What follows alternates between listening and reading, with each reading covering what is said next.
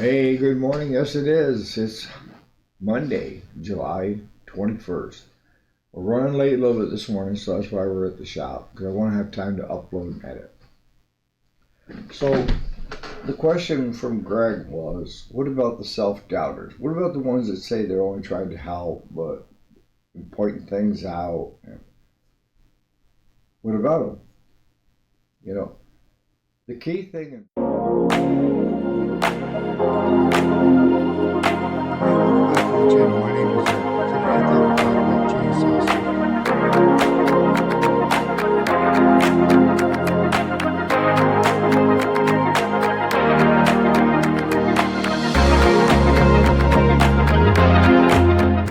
The key thing in business or in anything in your life is you have to have confidence in yourself, right? Now, we've talked about the 6-second rule of where you think of something and then within 6 seconds, your mind starts trying to talk you out of it because it doesn't want to put you in harm's way. So what I find is it's less the doubters and more yourself. And I've always gone by, if I have something that looks or sounds like a good idea and it's there until that 5-6 seconds, then I don't really look into it. But you're the one that is going to keep going. You're not going to have somebody holding your hand or trying to get you to constantly give you positive feedback on, like a cheerleader, right? What I found is the people in business, there's a couple key aspects, all right? One is you have to have self-confidence. I mean, all of us have doubts. All of us have seeds planted, right? But it's up to us to make those changes of, is it a good idea? Will it succeed? And what do I need to do to make sure that it does? See, the biggest thing in doing anything in business is the planning stage. And the planning stage is simply, you need to get all your ducks in a row, or most of them, before you jump.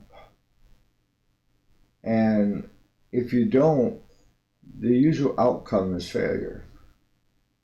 And I don't mean failure as far as the challenge. I mean just you're bankrupt and everything else. So I would think the most important thing is the planning stage for you, Greg, or anybody else that wants to get in. I wouldn't simply quit my job and jump into it and hope that it floats. I want to know metrics on how many people are running in this area, how many shops are already doing this area, how many service trucks are doing this area, is there a need for service trucks in the area? Do you have people wealthy enough that want you to come to their place and fix their stuff? Those are all things you have to ask yourself. Now, even after you do all this stuff, it doesn't automatically mean you're going to succeed, right? And that's when you run into the failures of challenges. And I guess that I misspoke in a way, because if you lose your ass, the only way is up, right? And you need to figure out what you did wrong and then try again.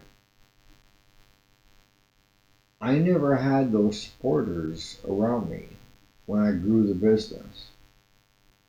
If anything, people were telling me, don't get big, why are you doing this? And you're crazy, there's no market.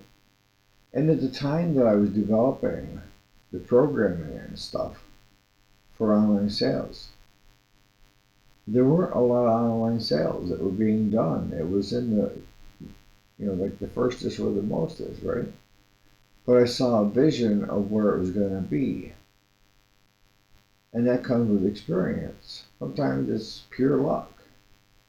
I wish I could go back to the cryptocurrency and buy early when I could have bought them for 50 cents to $1 thing, and then sold them when they were 10 grand. So my way of looking at it is how much passion do you have for it, Greg? And then start nights and weekends, building your customer base so that you, because a couple things are going to happen during that phase. One, you're going to figure out that you have a passion for it and you want to continue. Or you're going to find out, well, this really isn't my bag, my forte, and why am I doing this? And you don't want to come up with that answer after you've jumped into it head first and spent all your savings trying to get equipment, trucks, everything like that. You want to find out early.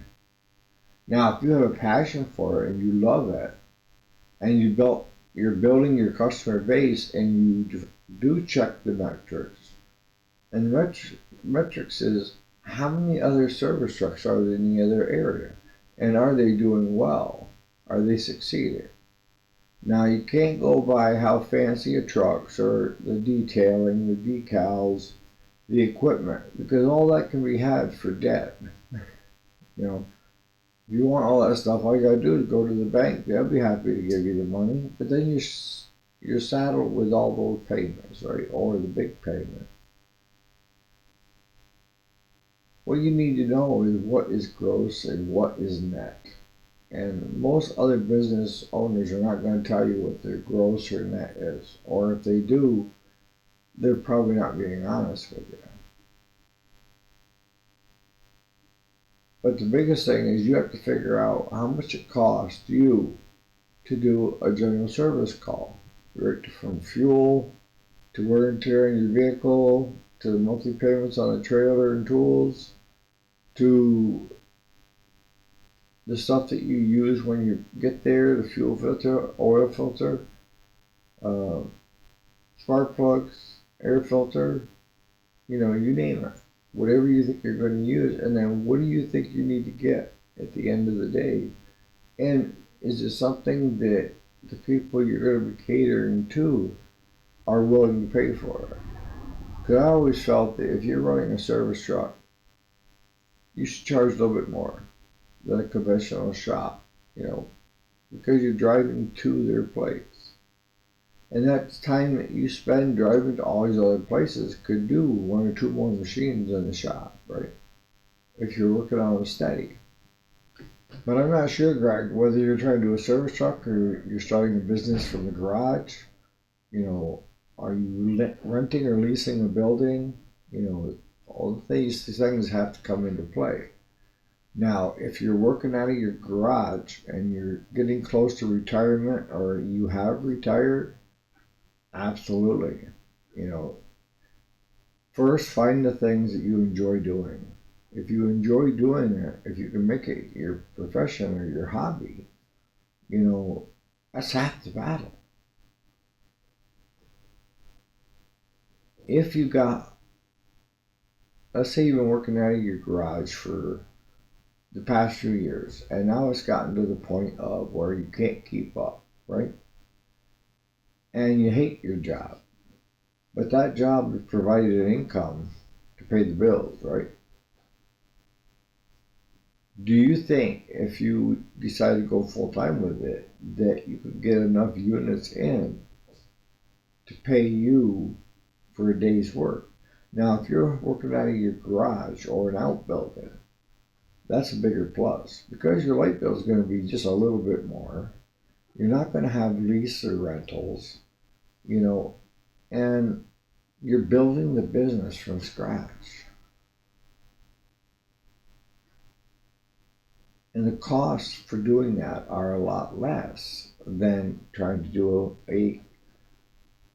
buying a shop or buying a building and then converting it into a shop because you have all this expense.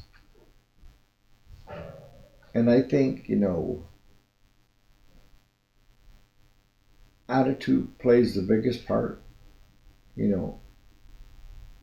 I think that if anything in my younger years, the more the naysayers said I couldn't do it, I was kind of like, watch me. Well, I don't feed on that as much in my elder years, because I don't feel the need to have to prove anything to anybody. The only one I have to prove anything to is myself to get better by competing with myself and the good Lord up above.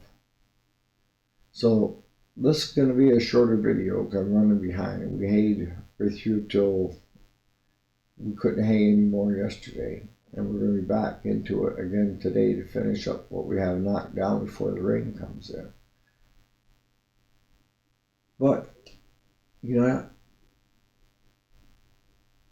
one, you have to have confidence in yourself that you can do it. Two, you have to have a vision of how it's going to play out and working your way. Three, you need to do it incremental steps so that if something doesn't work, find out why it doesn't work and then change it. Hook up with other shops in the area that may feed you their excess or the customers they don't want to deal with, but you would. I mean, you laugh, but the bigger shops don't want to deal with people that take too much time. And then lastly, don't even respond to the naysayers, because no matter what you say, they're not going to listen to you anyways. And a lot of times what I've seen over the years are the naysayers are the ones that never take a chance on themselves. That either lack of confidence or courage, they stayed in the safe zone. And the safe zone is, I got a paycheck, I'm just going to float my way through the next 20, 30, 40 years. On that note, you guys have a great Monday, and we'll see you here bright and early. Tomorrow morning I have a doctor's appointment at 6:15, so I'm not sure. I might just take the day off, so if you don't see a video, don't worry about it. It's just, I have a doctor's appointment at 6:15 in the morning, and that would be about the time I do my editing. So on that note, you guys have a great day, and we'll catch you here Wednesday morning.